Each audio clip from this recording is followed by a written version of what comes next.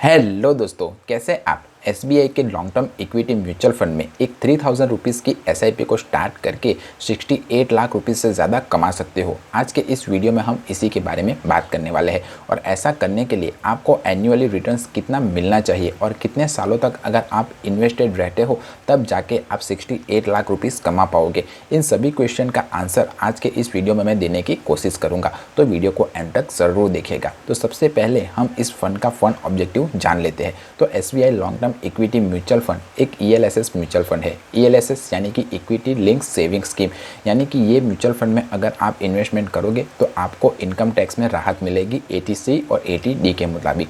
पर इसका एक क्राइटेरिया है, अगर आप इस म्यूचुअल फंड में अपनी इन्वेस्टमेंट को स्टार्ट करते हो तो मिनिमम 3 सालों के लिए इसका लॉकिंग पीरियड रहेगा। 3 साल तक आप अपने इन्वेस्ट किए हुए पैसे को नहीं निकाल पाओगे। तो अगर आप इस म्यूचुअल फंड में इन्वेस्टमेंट करना चाहते हो तो इस बात को ध्यान ज़रूर रखिएगा। अब हम इस म्यूचुअल फंड के पास रिटर्न्स के बारे में जानें तो इस म्यूचुअल फंड ने 1 साल में 9.2% का रिटर्न्स, 3 साल में 20% का रिटर्न्स, 5 साल में 12% का रिटर्न्स और ऑल ओवर 14.1% का रिटर्न्स अपने इन्वेस्टरों को दिया हुआ है। उसने अपने कैटेगरी एवरेज को 3 साल में बीट किया हुआ है। इसका रिटर्न्स लॉन्ग टर्म में अच्छा नहीं है। तो अगर आपने इस म्यूचुअल फंड में इन्वेस्टमेंट किया हुआ है तो आप ज़रूर ध्यान दें इसके रिटर्न्स के ऊपर, क्योंकि ये म्यूचुअल फंड में कुछ गड़बड़ चल रही है। पर मान लीजिए कि फिर भी आप कुछ करना नहीं चाहते हो और इस म्यूचुअल फंड में अगर इन्वेस्टेड रहते हो तो लॉन्ग टर्म में कितना प्रॉफिट बना पाओगे इसका अंदाज़ा हम लगा लेते हैं। मान लीजिए कि आपने एक 3000 रुपीज़ की एसआईपी स्टार्ट की हुई है। आपका जो रिटर्न्स हम एनुअली एक्सपेक्ट करते हैं वो अराउंड 10% का करते हैं। तो अगर आप 10 सालों तक इन्वेस्टेड रहते हो इस म्यूचुअल फंड में तो आपने जो मनी इन्वेस्ट की होगी वो अराउंड 3.6 लाख 60,000 के आसपास होगी और उसके सामने आपकी वैल्यू 6,19,656 रुपीज़ हो जाएगी।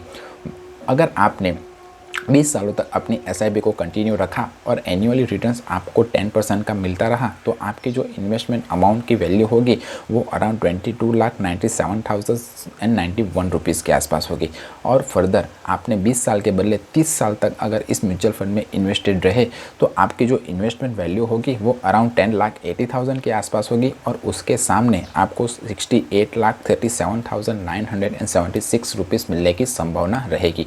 तो अगर आप 60 लाख से ज़्यादा रुपीस कमाना चाहते हो तो इस म्यूचुअल फंड में आपको 30 सालों तक मिनिमम इन्वेस्टेड रहना चाहिए। हमने इस म्यूचुअल फंड में कुछ फिक्स रिटर्न्स रेट लिए हुए हैं, पर ये एक इक्विटी म्यूचुअल फंड है और इक्विटी म्यूचुअल फंड में आपको हर साल 10% का फिक्स रिटर्न्स मिलेगा, इसकी कोई गारंटी नहीं है। तो अगर मार्केट अच्छा रहा तो ये म्यूचुअल फंड आपको 10% से ज़्यादा रिटर्न्स भी लाकर दे सकता है, पर मार्केट ख़राब रहा तो ये म्यूचुअल फंड आपको 10% से कम रिटर्न्स लाकर भी देने की संभावना रखता है। तो अगर आप इस म्यूचुअल फंड में इन्वेस्टेड रहते हो तो जितना हो सके उतना ज़्यादा टाइम तक अपनी एसआईपी को चालू रखें।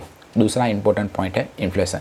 हमने इसमें इन्फ्लेशन को काउंट नहीं किया हुआ है। इन्फ्लेशन यानी कि महंगाई जो 4 से लेकर 8% के बीच हर साल बढ़ती रहती है। तो इसका छोटा सा एग्जांपल मैं समझाऊं तो आज से 10 साल पहले जो 1 लाख रुपीस की वैल्यू थी वो आज कितनी है आप मुझे कमेंट करके बताइए कि 10 साल पहले आप 1 लाख रुपए में क्या क्या खरीद पाते हो वो आज 1 लाख रुपीस में खरीद पाते हो या नहीं। तो 10-30 सालों के बाद हमारे 60 लाख रुपीस की क्या वैल्यू होगी इसको भी आपको कैलकुलेट करना पड़ेगा। तो इन्फ्लेशन को बीट करने का एक आसान तरीका है कि आप हर साल अपनी जो एसआईपी अमाउंट है उसे 10% के रेट से बढ़ा दीजिए। यानी कि पहले साल अगर आप 100 रुपये इन्वेस्ट कर रहे हो तो दूसरे साल आप 110 रुपये इन्वेस्ट करो। ऐसे ही आप हर साल 10% का इंक्रीमेंट करते जाओ तो at the end of the point आप इन्फ्लेशन को आसानी से बीट कर पाओगे। और आखिरी पॉइंट वो है टैक्स।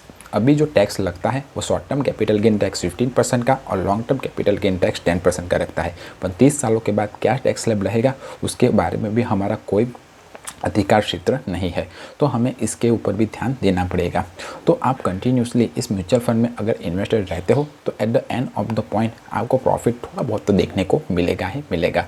अगर आपने इस म्यूचुअल फंड में इन्वेस्टमेंट किया हुआ है तो मुझे कमेंट करके बताइए कि ये म्यूचुअल फंड कैसा परफॉर्म कर रहा है, पर इसका रिटर्न्स कुछ ठीक ठाक नहीं दिखाई दे रहा है। तो आप ज़रूर इसके रिटर्न्स के बारे में सोचें कि क्या प्रॉब्लम है इस म्यूचुअल फंड के अंदर, और अगर चाहे तो मैं इसके ऊपर अलग से वीडियो बना दूंगा रिव्यू करके। तो आप कमेंट बॉक्स में मुझे बताइए कि अगर आपने इन्वेस्टेड किया हुआ है तो इस म्यूचुअल फंड में कैसा रिटर्न्स आपको लाकर दिया हुआ है। अगर म्यूचुअल फंड और स्टॉक मार्केट से रिलेटेड कोई और क्वेश्चन या क्वेरी हो तो मुझे आप कमेंट करके पूछ सकते हो। मिलते हैं अगले वीडियो में, तब तक के लिए बाय बाय।